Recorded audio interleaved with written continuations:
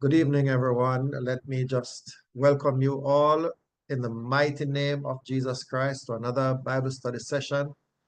There is nothing else that we could be doing at this time than to be in the presence of the Lord Jesus Christ. Mary and Martha invited him to their home. Jesus was there sitting. Mary found herself at Jesus' feet. Martha didn't like that. She wanted help in the kitchen because she was looking after something sumptuous for Jesus. So she went to Jesus complaining, believing that Jesus Christ would send Martha to come and to send Mary to come, help looking after maybe the chicken, the curry goat, whatever it was. But Jesus said, Martha, Martha, you're cumbered about a lot of things, but only one thing is important. And Mary has chosen that part. She has chosen to sit at my feet and to hear the words of life, the words that can make a difference, the word that will change everything. And I can't take that from her. And so having said that, I just say, good morning, good morning, good morning. Welcome to the feet of Jesus Christ. Good morning. Welcome to the place where Jesus Christ speaks through his word. And I say good morning to you. In every area of your life, good morning. Good morning in your health. Good morning in your finances. Good morning in your relationships. Good morning, good morning, good morning. May the Son of God arise in your life, and may he fill your life, every area of your life, with his glory. May he dispel every shadow of darkness, every dark cloud that hovers over you, every unclean spirit. May they be driven out. May they be dispelled from your life in the mighty name of Jesus Christ. Amen and amen. Welcome again to another of our Bible study series. I am Christopher Panther, and we are going to be continuing our look, an in-depth study of the book of St. John. And we had finished up St. John chapter 3 in our last session. And so we are going to be moving on to chapter 4. As is customary, we are going to be reading the chapter before going into the study of it. But we want to, just set the pace, set the tone leading in. And so I'm going to do just a very quick recap of where we ended off last time. So we have that continuity as we move into chapter 4. So the last time we had picked up from John chapter 22, going down to the end, verse 36. And what we learned was that there were two sets of baptism. Verses 22 and 23 presented a contrast between Jesus' baptism and the baptism of John. So Jesus was in the land of Judah baptizing people. We don't know if he had a lot of water, but my study suggests that he would not have in the land of Judah had as much water as John did in Aenon where he was baptizing, right? And so it presents these two. However, with as much water as John had, everybody was going to Jesus to be baptized. The Jews raised the issue with John's disciples, I think, with the intent to create, confusion, create jealousy, and it worked. And so the disciples of John and the Jews, they went to Jesus they went to John the Baptist to complain, about how everybody was going to Jesus. To that, John distanced himself from any competition with Jesus Christ, and he says, "You are my witnesses." This is down in verse 28. "You are my witnesses. I said to you very clearly, I am not the Christ. All I'm doing is pointing to the Christ." And then now it went on where John continued talking about things relating to Jesus Christ and how Jesus Christ was not given the Spirit by measure. All right? He was not given the Spirit by measure, and that's down in verse 34. And so we understand that whereas other persons prophesy in part, they speak in part, they preach in part, whatever, based on the limited knowledge that we are given. Even I'm limited in what I know, all right? Even though I may be blessed with somewhat, maybe not more than some other persons, there are still persons who know more than me, and yet still none of us know everything. We know in part. However, with Jesus Christ, it's different. The Spirit was not given by measure to him. And we have looked at scriptures that tells us that in him dwelleth all the fullness of the Godhead bodily. All right. And so the Spirit of the Lord was speaking through him. And yeah, I think that is where we would have ended off, where John rounded off his discussion, and that's it. Now, for chapter 4, as I had pointed out, picks up where the stage was set in chapter 3. And it begins by establishing the fact that what I had said, this jealousy that was raised by the Pharisees, the Jews who were trying to create a problem for him, right? And they had kind of succeeded to a degree, but John shut them down. Chapter 4 picks up from that point where there is this jealousy on the part of the Jews and the Pharisees, their religious leaders. And so we're going to pick up from there and move on now to see what else transpired. All right. So having said that, let us read St. John chapter 4 together. All right, we're going to read all of it. It's a little bit lengthy, but we're going to read all of it, and then we'll come back and go through with a detailed study. So let's begin reading after 2. 1, 2. When therefore the Lord knew how the Pharisees had heard that Jesus made and baptized more disciples than John, though Jesus himself baptized not but his disciples, he left Judea and departed again into Galilee. And he must needs go through Samaria. Then cometh he to a city of Samaria, which is called Sychar, near to the parcel of ground that Jacob gave to his son Joseph. Now Jacob's well was there. Jesus, therefore, being wearied with his journey, sat thus on the well, and it was about the 6th hour. There cometh a woman of Samaria to draw water. Jesus saith unto her, Give me to drink. Verse 8, For his disciples were gone away unto the city to buy meat. Then saith the woman of Samaria unto him, How is it that thou, being a Jew, askest drink of me, which am a woman of Samaria? For the Jews have no dealings with the Samaritans. Jesus answered and said unto her, If thou knewest the gift of God, and who it is that saith to thee, Give me to drink, thou wouldest have asked of him, and he would have given thee living water. Verse 11, the woman saith unto him, Sir, thou hast nothing to draw with, and the well is deep. From whence then hast thou that living water? Art thou greater than our father Jacob, which gave us the well, and drank thereof himself, and his children, and his cattle? Verse 13, Jesus answered and said unto her, Whosoever drinketh of this water shall thirst again. But whosoever drinketh of the water that I shall give him shall never thirst. But the water that I shall give him shall be in him a well of water springing up into everlasting life. The woman saith unto him, Sir, give me this water, that I thirst not, neither come hither to draw. Jesus saith unto her, Go, call thy husband and come hither.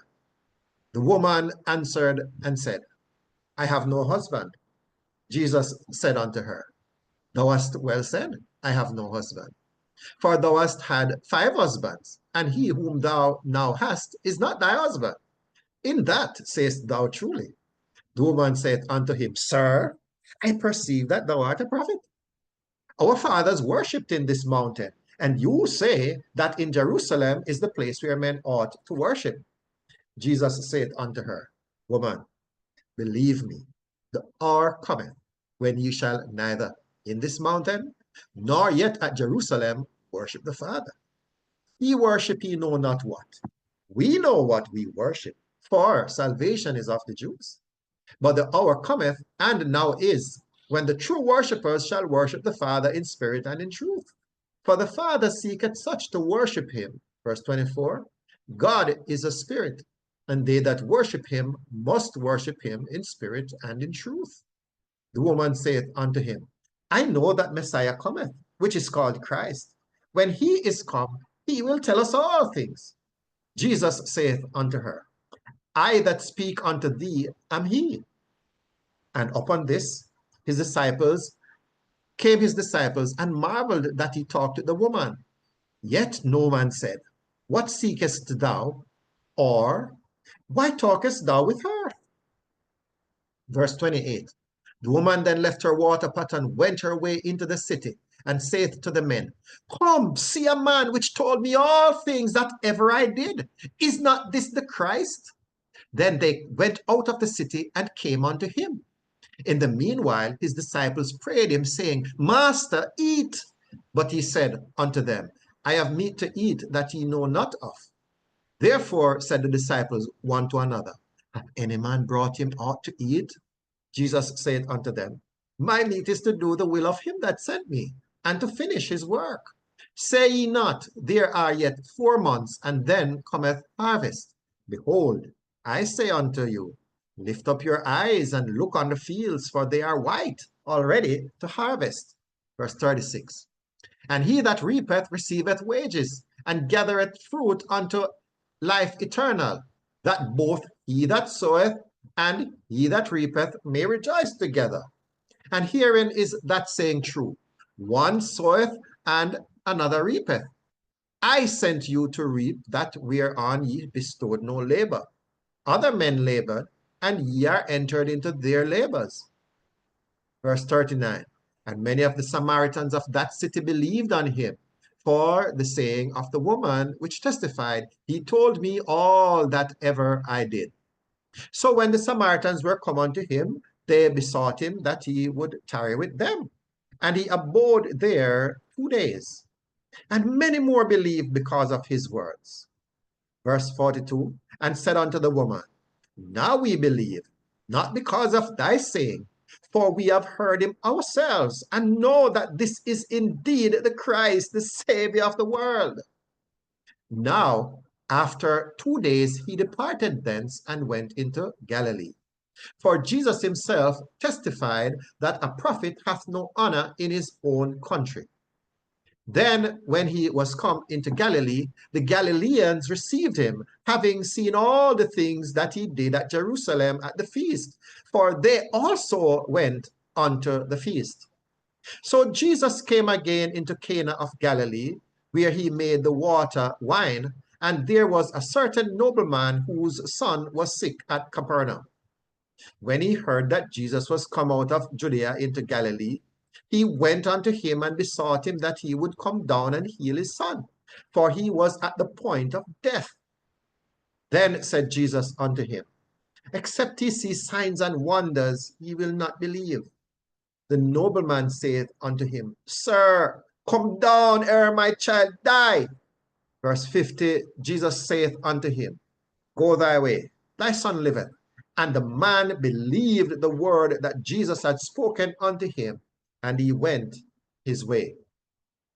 Verse 51, and as he was now going down, his servants met him and told him, saying, Thy son liveth. Then inquired he of them the hour when he began to amend. And they said unto him, Yesterday at the 7th hour the fever left him. So the father knew that it was at the same hour in the which Jesus said unto him, Thy son liveth. And himself believed, and his whole house. This is again the second miracle that Jesus did when he was come out of Judea into Galilee.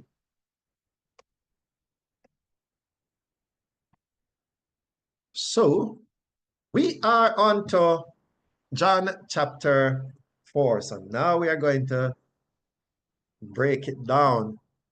So remember where we looked at where we left off, that there was this contrast that was introduced in John chapter 3, verse 22, that showed Jesus baptizing, John baptizing, and that more people went over to John and, went over to Jesus, right, including some of John's disciples.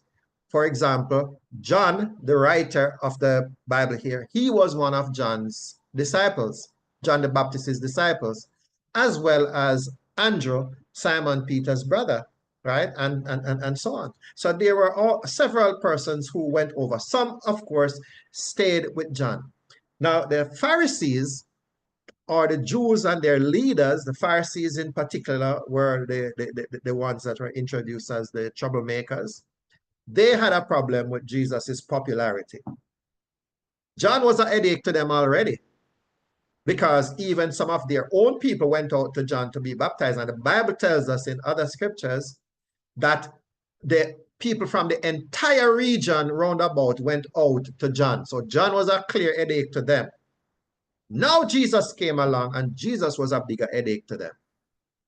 So they tried to instigate a problem by complaining, now going to John's disciple, and say, hey, you don't see the little man named Jesus coming in and taking away your master's disciples, and so on, and more people going over to him, and your master has been here first and should have the priority and whatever, and he's just coming in. And so they said, yes, it's true. And they run over to John and say, Master, the one that you bear witness to, everybody's going after him. They're so ungrateful. John said, oh, no. Stop right there. Stop right there. And I'm just putting it in, Jamaican. No. Stop right there. You are my witnesses. I told you, I'm not the Christ. I only came to bear witness to the Christ. He's the Christ. And so he went and he told them, he's happy that everybody is going to him because he must decrease, Christ must increase. So that now lays the foundation for chapter 4, which now begins by telling us that the Jews had a problem. And how it introduces that, it tells us, well, they had a problem with Jesus's popularity. How it introduces that, it tells us that when the Lord Jesus himself knew how the Pharisees had heard that Jesus made and baptized more disciples than John, that he was growing in popularity above that of John, so he was becoming a bigger headache to them than John, Jesus left. Right? This is where now it is that we are told that Jesus left Judea and departed into Galilee. All right? But we know from what we read later down in the chapter 4 just now, that it was because they did not want him around, because they rejected him in the land of Judea. That is where the part came in that said, for a prophet is not without honor except in his own house and among his own people. That is why Jesus left. So even though that came at a later part, yes, that is the reason why Jesus left. Remember also, it tells us that he left and went into Galilee. Remember, as we are studying here, looking at in-depth, there are lessons to be learned. And one of the lessons that we have learned already, which we need to practice and which we are going to be raising here, is that when it says Jesus left Judea and departed into Galilee, that is the entire journey. The start, Judea, the end is Galilee.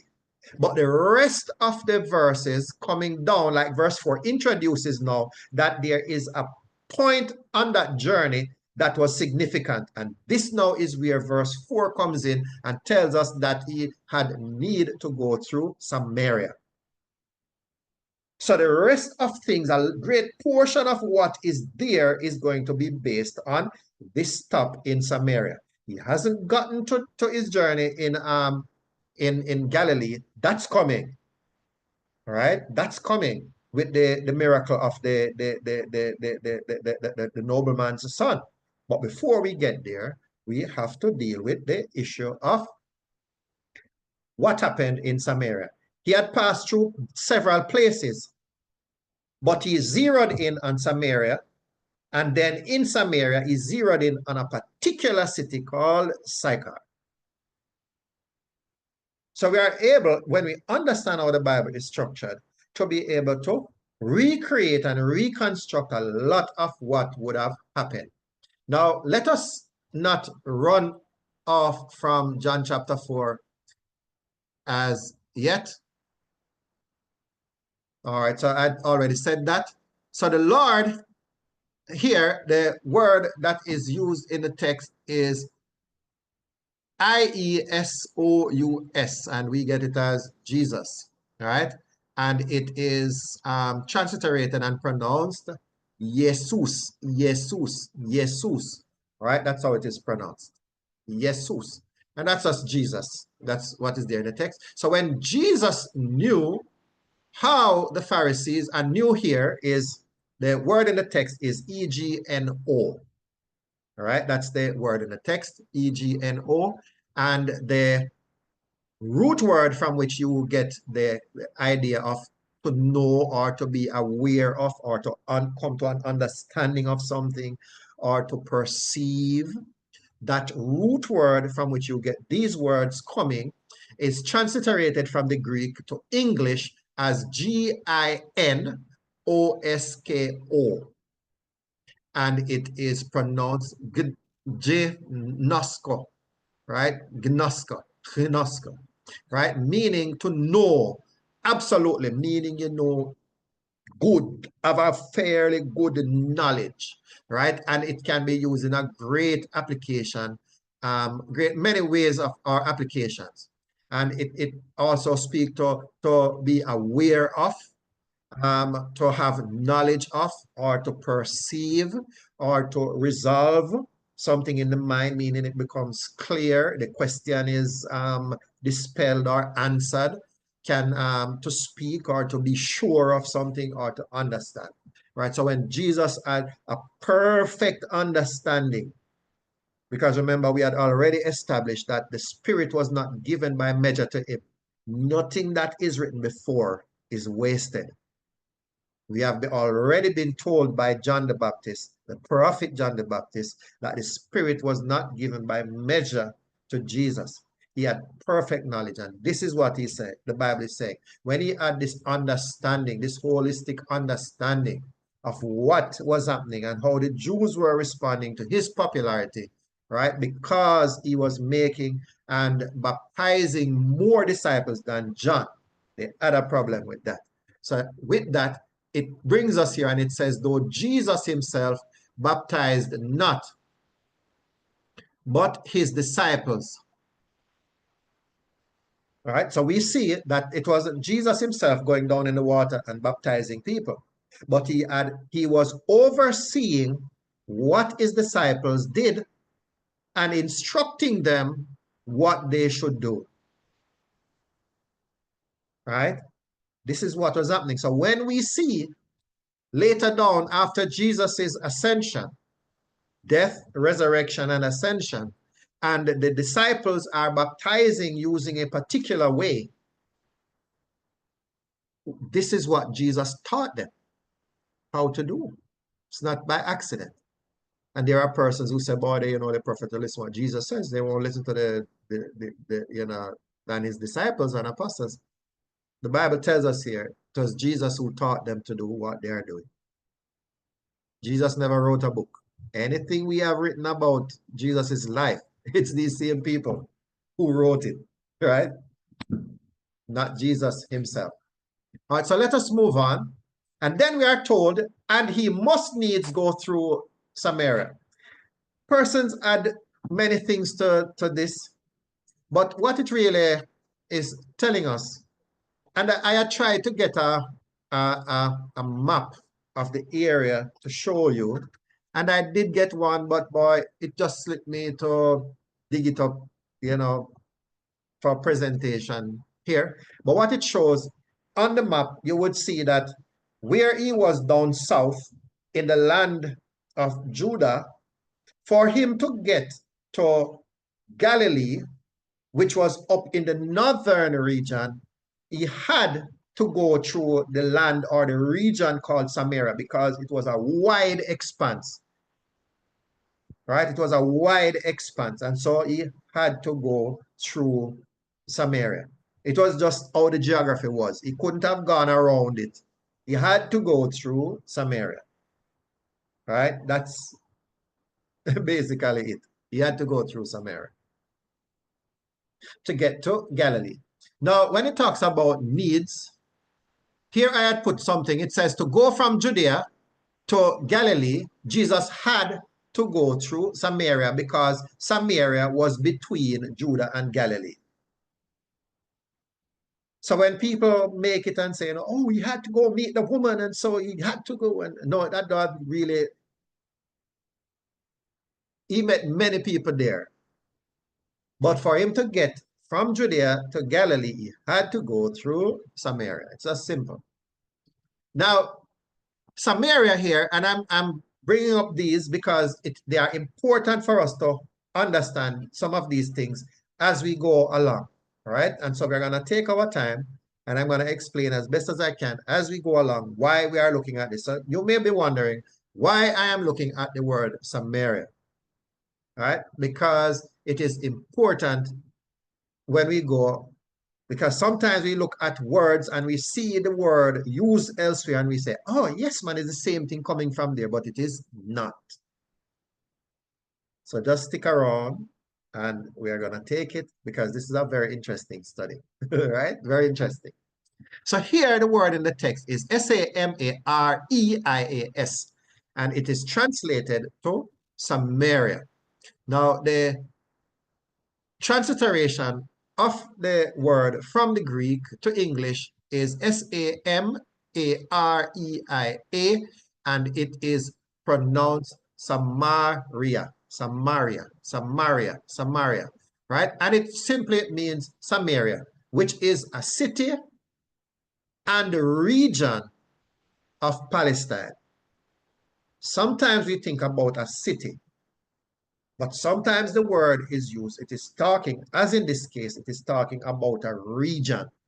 And that's why Jesus had to go through the region. And when we go further, we're going to see that he had, the fact that he spoke about a city in Samaria means that he was not talking about Samaria as a city. He was talking about the region, and then he pinpointed one city in the region. All right, very important. You have to understand all of this. All of this is important as we go along because all of this is setting the foundation for everything else. All right, so just stick with me. Very important. Then cometh he to a city of Samaria. So remember, now he was talking about the region. So now he comes down and he zeroes in on a particular city in Samaria called Sychar. All right?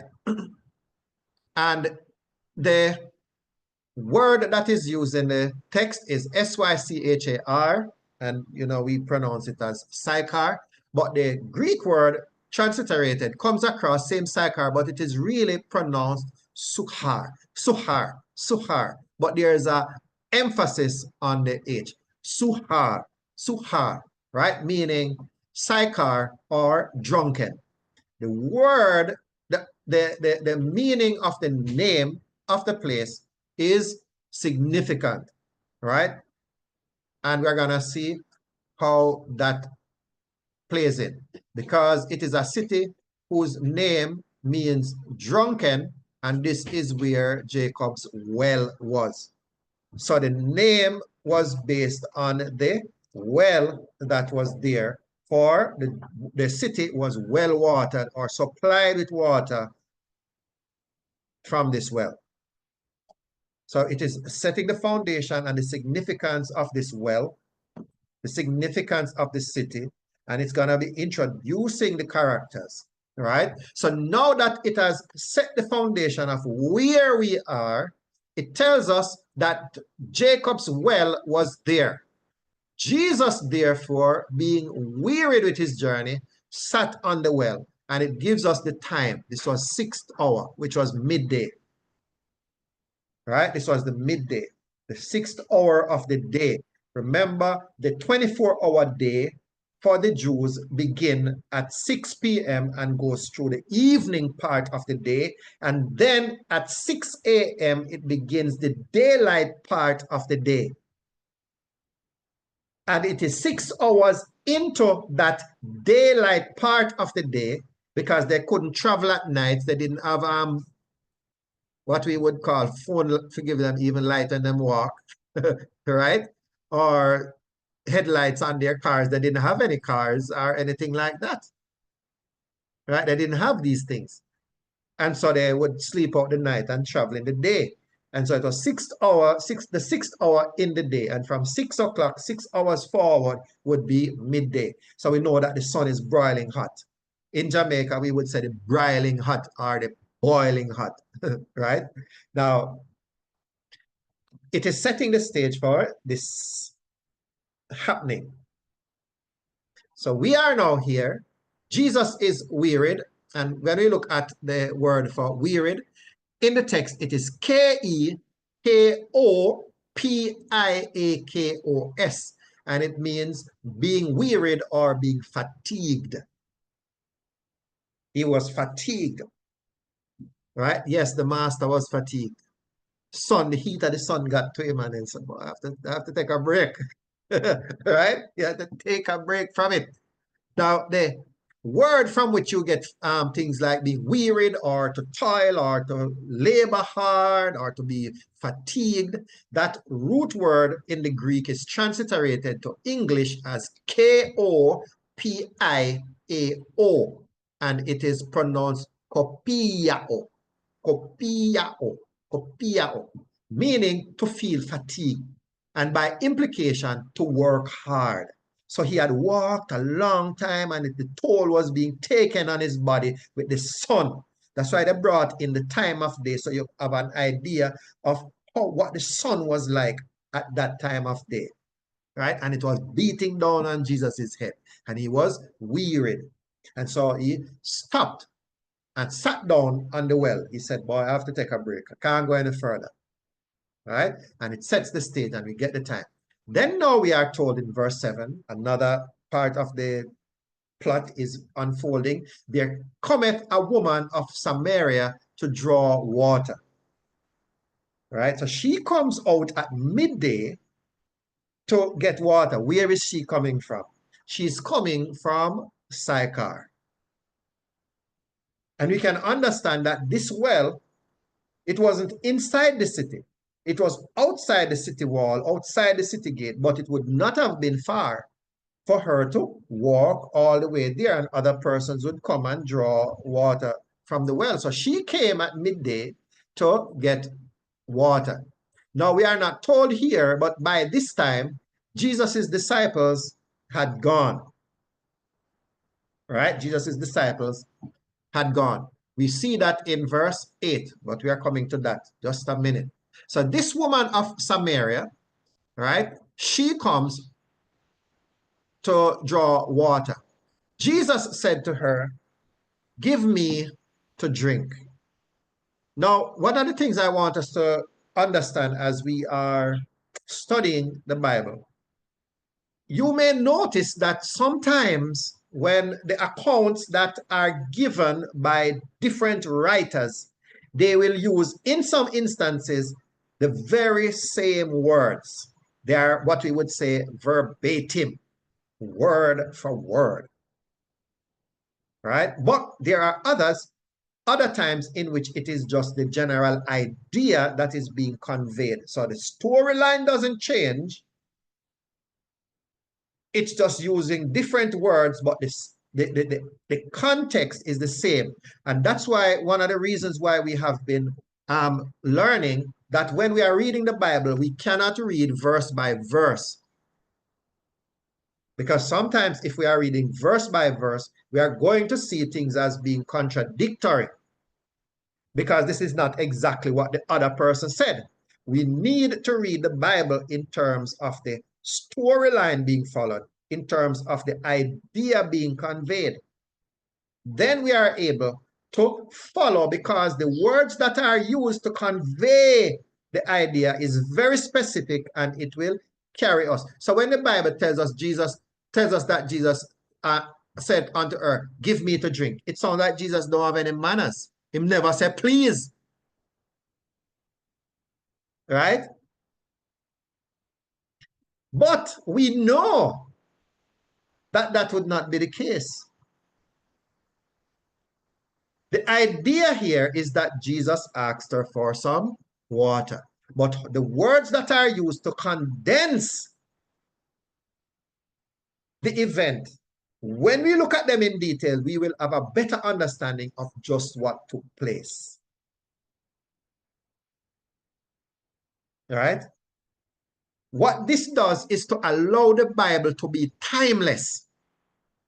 Once we understand the structure of the Bible, how it is written, as how we are learning in terms of the ideas and how what we can look for, like the order in which things are presented and so on, we can convey very effectively the events that occurred way back in history with almost pinpoint precision, regardless of the generation in which we live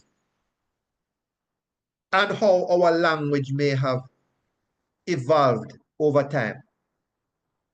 So whereas in the King James days, they use their language was structured in a particular way, thou, thus, and thence, because we have an understanding of how the Bible is structured, looking back at the words that were used in the original, we can pinpoint and say, oh yes, this is what happened. And we can recreate very clearly what transpired way back then, and the Bible becomes timeless, regardless of the era, because it is surrounding the idea, and the idea or the theme or the subject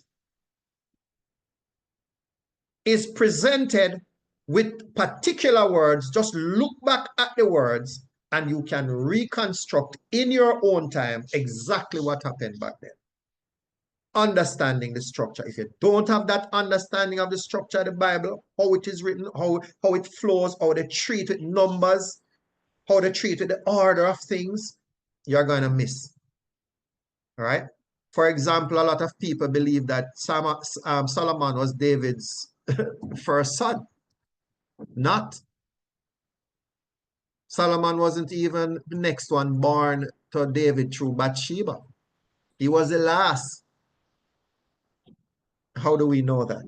Because we understand how the Bible is structured and how it presents things. He is presented or named first because he was promoted above his brothers, but he was the youngest. Right? And we need to understand that. Anyway, I just wanted to help you get your mind wrapped around, because more importantly than my sharing the information that I have, by the grace of God with you, I want you also to understand and be able to do this by the grace of God, right? We want to take this to the entire world, and I can't take it to the entire world by myself. I need people to take it out there too, right? So let us continue. So here now, when we look back at the words that are broken down here, to give, the word that is used in the text is dos, D-O-S, right? And the root word from which you get to give, to grant, to yield, those kinds of words and ideas, that root word is transliterated from the Greek to English as D-I-D-O-M-I. And it is pronounced didomi, didomi, didomi. And that means to give, and it can be used in a wide variety of applications, right? Whether it is literally or figuratively, it can be used. And it talks about bestowing or to bring forth, to bring out of and hand over, to commit, to deliver, to give, to grant, right? And that is the same word that was used in John 3:16 when it said, for God so loved the world that he gave. It is the same word, right? Same root word that it is coming from, didomi, right? So here, Jesus says to the woman, yield or give me water to drink. And we can say it in our time, please, may I have a drink of water. You see how we can bring it into our time? In King James' time, using the same root word, maybe they wouldn't say, please, may I have a drink of water? They, may say something like, wouldst thou be so kind as to afford me a drink of water, or something like that, a goblet of your water, something. But because of how the Bible is written, once we understand the structure, we can bring it into our time and present it, and the Bible becomes timeless. The challenge is that in our time, there are persons transliterating or giving their rendition of the Bible without the knowledge of the structure and these kinds of things, and it pushes it out of work. Yes? So, but let us continue. And he says, give me. Now, the word that I use, that is used here, and we're going to see, remember when I have a word underlined in blue, like here where we did Samaria, it's the same word that is used here. And so I underline it in blue so that I can visually look. Now, you will see me have the word me underlined in red. And we're going to see several other underlines in red. And that's because it would be kind of difficult to differentiate between the blues, which one was following what, right? So I kept the blue, but I'm also running with the red this time, right? Because of the situation. So let us continue now. Having said that, it is important that we understand this me because me is not always me. Yes? Remember, sometimes we will find that the word may look the same. It is rendered, but when we look at the original word, it's different. Yes? So, having said that, let's go. And remember, a lot of what I'm doing here is to lay the foundation for the other things that are coming further down as we go reading. So for the word me, the word in the text is M-O-I, translated to me.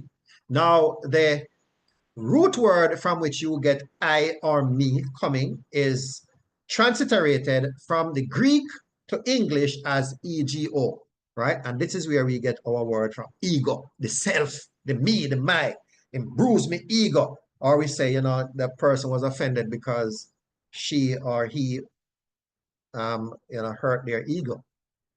It looks the same way, right? It looks the same way. The pronunciation, however, is ego, ego, ego. Yes, like how we talk about egg, brown egg, white egg, chicken egg, pigeon egg, ego, right? Ego, meaning it's a primary pronoun of the first person. And don't worry about it. I'm going to tell you what the primary pronoun means because it is very important that we understand this, right? So don't worry about it. I'm just reading it. Meaning a primary pronoun of the first person I. And it is only expressed when emphatic. So you don't use this word unless you are talking about I or me or my house, my car. I am going to. Woo! I am so great. I am so awesome. I am. When you are being emphatic, that is when you use this word, not before. So why am I saying that? We need to understand what took place because I'm going to bring out to you the kind of discussion that Jesus had with this woman. based on the word that was used. So here now it says, for the other cases, when it is not being emphatic,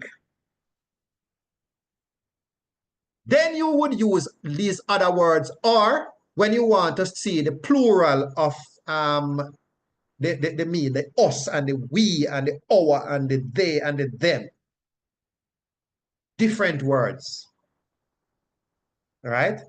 Different words. And this is very important for us to know. So these numbers that you see me presenting here, three of which you can see, two of which are emboldened, these are going to be talking, making reference to the other instances, other words that are used when you are not being emphatic. So we have to pay attention that what Jesus is talking about when he says, give me, is not sit down and him say, give me some water to drink. No. He was being emphatic. And so we're going to use this and the woman's response and recreate the scene that took place when Jesus was talking to this woman and why Jesus spoke to her the way he did. All right? So we are going to, by the grace of God, recreate the scene. Yes. So let us continue. Before we go, I brought over this now to give you that when I talk about the primary pronoun. So this now is what it means. So when it talks about the primary pronoun of the first person, I, it says the primary pronoun of the first person I is a singular subjective pronoun. It never speaks to us, we, our. It's always about the speaker, the subject, very specific. All right? Very important. We're going somewhere. This is just foundation. If you get the foundation wrong, the rest of the house can't stand up good. All right? So let us move on. So let me read that again. The primary pronoun of the first person, I, is a singular subjective pronoun used to refer to oneself. It's a fundamental part of language, allowing individuals to express their thoughts, feelings, and experiences. Now, some key aspects when it talks about the singular, I refers to one person who is the speaker. This is not Chris making up any of this, you know. This is in the language, right? The linguistics and language. Subjective, I, is used as the subject of a sentence, performing the action described by the verb. All right? So he asked. He is the one asking for the water. I can jump out the third person because all the third point that speaks about the first person perspective. Well, let me read it. It's there. It provides a personal introspective viewpoint, allowing individuals to share their thoughts and feelings. Right? So I can talk about it. You know, I think. So some examples of the use here is I am going to the store. Always the singular and about the speaker. I love reading books. What the person is doing, it describes the verb. I like reading books. And I will meet you at 5 p.m. All right? So that now tells what the person will do at 5. But notice it is always in the singular. Never the plural. Different words are used for that. And you only use this singular when you are conveying emphatic displays. Gesticulations and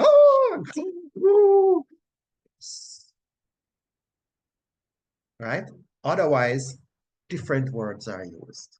And we're going to come to a couple of them as we go around. So now you see a lot of things because a lot of things has to be said, right? So let me read before I say anything. So here now, then said the woman of Samaria unto him, we'll come back to that. How is it that thou, being a Jew, askest drink of me? Notice she also says me, and you notice that this is underlined in red. Same word that Jesus said. The only difference is that it has M-O-E-M-O-U instead of E-M-O-I. And the difference is because you will see that it is preceded by of. So it will like of me. But the me part is the singular subjective. All right, it's the same idea, and it is important when we go around that we carry this meaning. All right, same thing. So she's saying, how is it that you, being a Jew, askest me, which am a woman of Samaria? For the Jews have no dealings with the Samaritans. And we are coming now to lay the foundation of what is transpiring. So we know that Jesus went and speaks to this woman and says, give me water to drink, with some, in an emphatic, forceful, purposeful manner. Right? And he's not being, as we established, he was not being impolite. I just go to her and say, give me some water to drink, like how some people would do. No. Right? That's not how it was. But the Bible has to be condensed. And so the Lord used different ways of condensing what was said, but using words to condense it. That if you read it, you can recreate everything. It's like you can re-inflate the balloon. Right? You can just bring it up back to what it was originally. But when you get it, it's just a small package that just, you can just unwrap and you get back. So it's unwrapping, we are unwrapping now. So this woman now responds. So let me show. So here I want you to pay attention to this, because this now gives us some idea when we read this. Let me make sure we can read it. So I bring out this. All right. And this now gives us a little insight into what was happening, because it is oftentimes misunderstood, this verse. And because it is misunderstood, we don't understand who this woman was. And so when we look at how we are going to contrast this encounter of this woman with another woman's encounter with Jesus, and we're going to see the difference. Because this woman of Samaria was not of Gentile blood. She was an Israelite. And when we understand this, we cannot divorce anything that Jesus did or said, because Jesus said to another woman, I am not sent but to the lost sheep, or to the household of Israel. And the Bible tells us about that woman that she was Greek. This woman, it doesn't tell us that she was Greek. It identifies her as being of Samaria or Samaria. Right? So let us look at Matthew 15, verses 22 to 28. And behold, a woman of Canaan, non-Jew, right? A woman of Canaan came out of the same coasts and cried unto him, saying, have mercy on me, O Lord, thou son of David. My daughter is grievously vexed with a devil. But he answered her not a word. And his disciples came and besought him, saying, send her away, for she's crying after us. But he answered and said, I am not sent but unto the lost sheep of the house of Israel. The other woman was of the lost sheep of the house of Israel. That's why Jesus went and sought her out in Samaria. All right? The word of God is not conflicting or contradictory. We just need to understand what is happening. So let us continue reading. Then came she and worshipped him, saying, Lord, help me. But he answered and said, it is not meet or proper or fitting to take the children's bread and to cast it to dogs. And she said, True, Lord, yet the dogs eat of the crumbs which fall from their master's table. She's admitting, I am an outsider. I'm not an Israelite, but I have a need, and I'm coming for a need to be met. Then Jesus answered and said unto her, O woman, great is thy faith. Be it unto thee even as thou wilt. And her daughter was made whole from that very hour. So let us look now at another encounter. Same encounter, but from a different perspective from the writer. Mark 7, verses 25 to 29. And a certain woman whose young daughter had an unclean spirit heard of him and came and fell at his feet. Same story. But different words are being used to express the same idea. Right? The woman was a Greek. Notice. It identifies her nationality. A Greek, a Syrophoenician by nation. And she besought him that he would cast forth the devil out of her daughter. But Jesus said unto her, Let the children first be filled. Same idea, not taking the bread of the children and give to the dogs. But it's the same idea, just different words being conveyed. No contradiction. Right? For it is not meet to take the children's bread and to cast it unto the dogs. And she answered and said unto him, Yes, Lord, yet the dogs under the table eat the children's crumbs. And he said unto her, For this saying, go thy way, the devil is gone out of thy daughter. Right? So we see how he treated this woman who was a Greek, Syrophoenician by nation. But when he is talking to this woman of Samaria here, his approach is different. He goes and he engages her in a conversation because this woman of Samaria, where she lives, does not negate who she was. And when let me just establish this first. When the nation of Israel, the kingdom of Judah, was divided in the days of Rehoboam, the son of Solomon, Judah and Benjamin formed the kingdom of Judah, along with children of Simeon and others who lived in Jerusalem at the time, who did not go, they just stayed.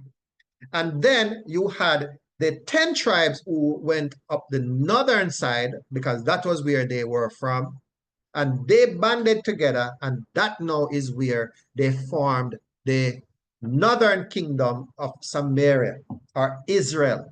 But their capital was in the city called Samaria, whilst the kingdom of Judah had their capital in Jerusalem.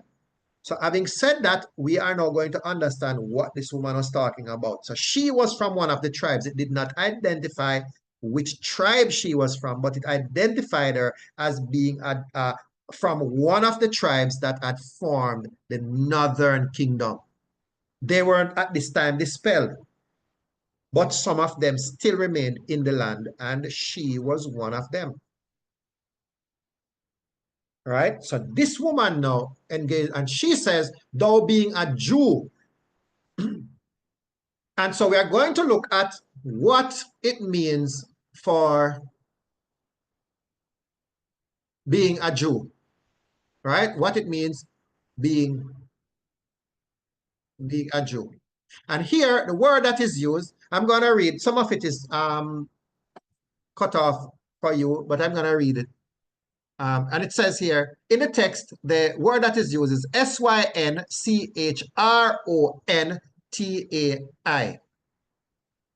Hold on there. Something doesn't seem to be right here. Oh, this is it. Right. I knew that something wasn't right there a while ago. So the word in the text for Jew is Ioudaos. And it is translated to Jew, or Jew. Now, the Greek word, it is transliterated to English as Ioudiaios, which is the same, but it is pronounced Eudios. Eudios. Eudios. Eudios. Right? Yes, like how you'd say Eudios. Right? Eudios. Eudios. Not Eudios. Eudios. Right? Slightly different pronunciation toward the end. Eudios. Meaning Judean. That is belonging to Judah. Right? So a Jew is one who belonged to the kingdom of Judah, not the entire tribes. Yes? You belong to the kingdom of Judah. That is who a Jew was. The rest were the children of Israel, and they would refer to them maybe as the Samaritans. They had their kingdom up in Samaria, and they had their capital in the city of Samaria. Right? So this is what the woman was saying. You being from the kingdom of Judah, I don't know how she had identified him, but she said, how is it that you being a Jew askest drink of me, which am a woman of Samaria? And the word for askest here is, how is it that you being a Jew are asking me, a Samaritan woman, to give you water to drink? All right? You're asking me to give. And it is important that we understand this idea of giving. All right? He is asking her to give him of her water. She's saying, how are you asking? You, a Jew, are asking me from the northern kingdom to give you water to drink when you people don't want to have nothing to do with us. All right? Now, notice again, we come upon the word here that I had introduced earlier, ego. This is what she's saying. Again, it is emphatic. So we know that there is some emphatic discussion going on between Jesus and this woman. So it wasn't just, may I have some water to drink? No. No, there is some emphasis being there. Right? Something happening and some gesticulation and some speaking and some nice, flavorful discussion going on. And when we understand this, we can unfurl things as we go along. For the Jews have no dealings with the Samaritans. And here the word for dealings is Synchrontai. That's what I had started bringing out to you earlier. Right? And it translates to association or dealings. And the root word is transliterated. I don't have that. Yes, it's transliterated from the Greek to English as Synchraomai. And it is pronounced Sunchreomai. Sunchreomai. Sunchreomai. Sunchreomai. Meaning to use jointly. That is by implication to hold intercourse in common or have dealings with. You don't want to interact with us and feel that you're better than us and we are no good. We are backsliders, right? And you people are holier than thou. And this is the conversation that she's having. You know, going like, holier than thou. You see the emphasis, right? And that's why she's talking about me and my and I. Yes, it has to do with the emphatic. That's the only word and the only way ego is used. Jesus is also responding in like manner because Jesus has a bubbly personality and he's engaging this woman and he's talking to her and he says, hi, my sister, could you give me some water? She says, oh, you are asking moi, a Samaritan woman at that, to give you water when you people look down on us and you don't even want to talk to us? You don't even want anything to do with me and my people. And you are asking me for water. That's the kind of animation that was taking place between Jesus and this woman, right? Based on the word that is used here. So if I were to come down here, I present some of the other words that are used, right? So if you want to, when they're talking about I or us, the plural, you would use words like HEMAS. This is the kind of word you would see in the text, right? HEMAS. And that would be pronounced hemas, hemas. And that now would mean an accusative plural of ego. This is where now you would get the pluralization. And this now is where you would have words like us, our, we, and so on. But it would not be the emphatic. It would not be the emphatic. The accusative case plural of a primary pronoun, which we already look at the primary pronoun, that it always speaks to only singular, never plural. Other words are used for plural, express the plural, and not emphatic. This is one of them, right? So the accusative case plural of a primary pronoun refers to the form of the pronoun used as a direct object of a verb or the subject or the object of a preposition when referring to multiple people or things. And that's how you would get we, our, and us. Right? Example of us, the accusative case for the plural form of we. Right? So the example, they saw us. If you are using the word like you, the accusative case plural form of you remains the same, you. Right? That's how it is. I gave you the book. That doesn't change. Them now, the accusative case plural form of they, right? That is what it would be. And an example, I met them yesterday. You wouldn't say I met they yesterday. I met them. But you're talking about the they. Right? And the usage, direct object pronoun, the pronoun received the action of the verb. For example, the teacher helped us. Right? The teacher helped us. Yes, and let's just keep it at, let's just take it at that. So the accusative case plural form helps to clarify the relationship between the pronoun and other words in the sentence, how it relates, but in a plural. So it's talking about the they and the them and the us and the we and our. Right? So that is,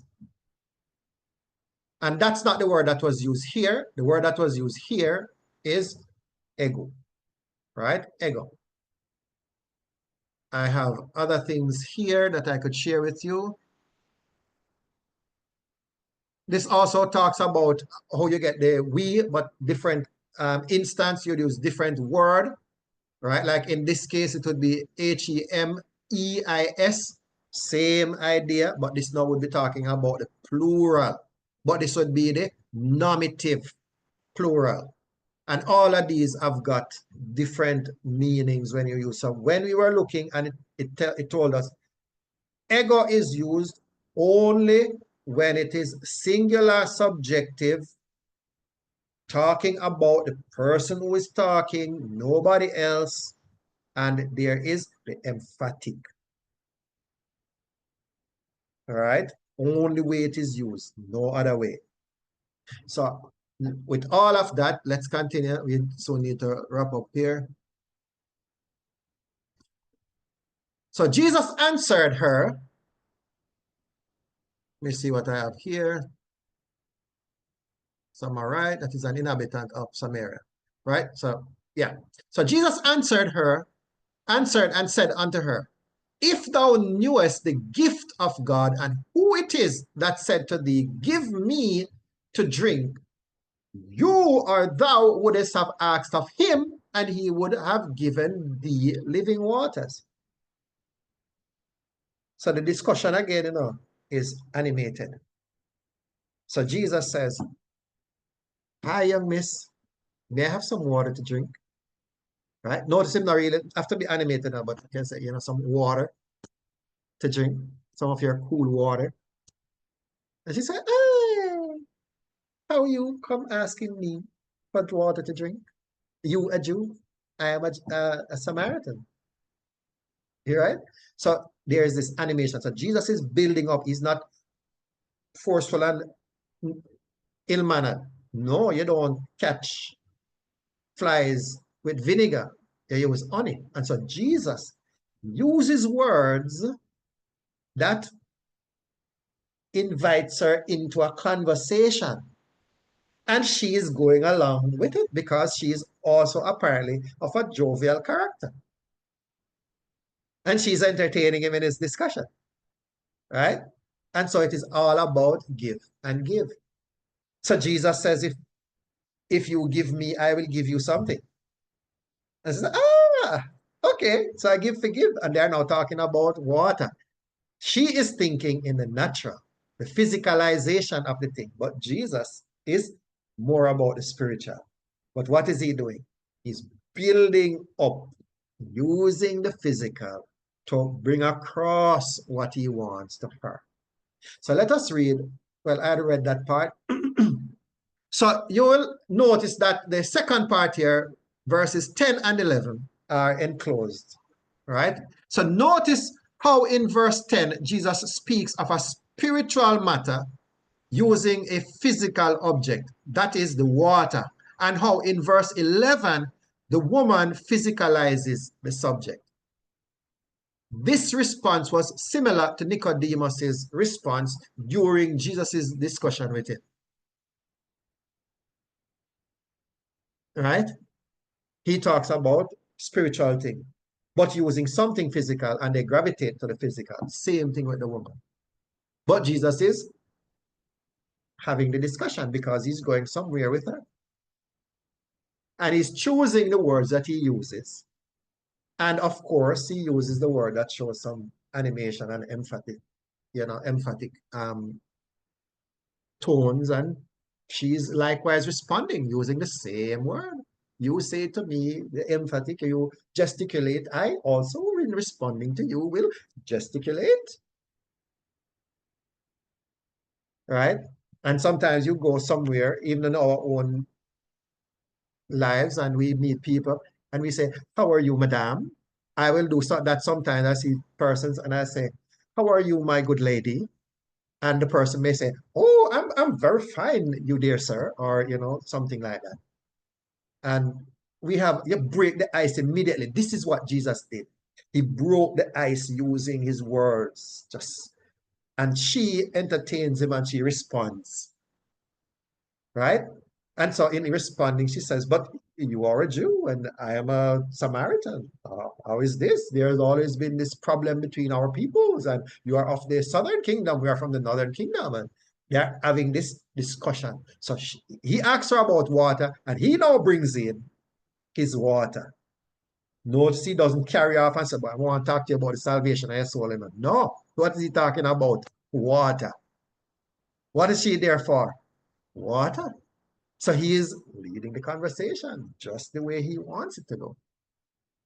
So Jesus says now, remember, it is all about giving. So Jesus says, if you knew the gift of God, no, he hasn't changed the subject. It is all about giving. I ask you to give me, but if you knew what God gives. And they're having this discussion, and she's entertaining him, but he's leading it somewhere. Right? So Jesus said, if thou knewest the gift of God, and the word used in the text for gift is D-O-R-E-A-N, and it is translated to gift. Now, the word from which you get gift coming, it is transliterated gift or gratuity or those kinds of ideas.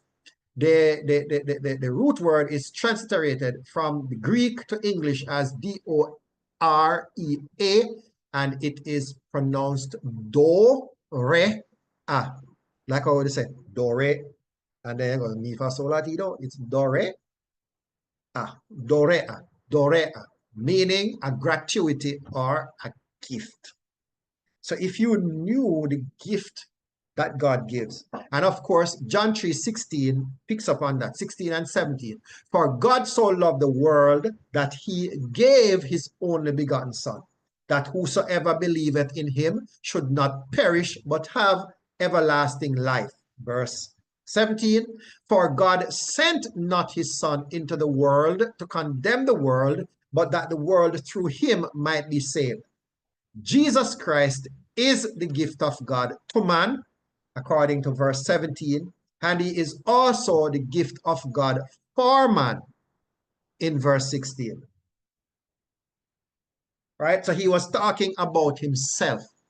He's introducing himself as the gift that God has given. So he says, if you knew the gift of God, if you knew the one that God has given, even who it is that says to you, give me to drink, who are asking you to give me, and Jesus is, saying, give me some of your water to drink, because remember, you only use it in the emphatic.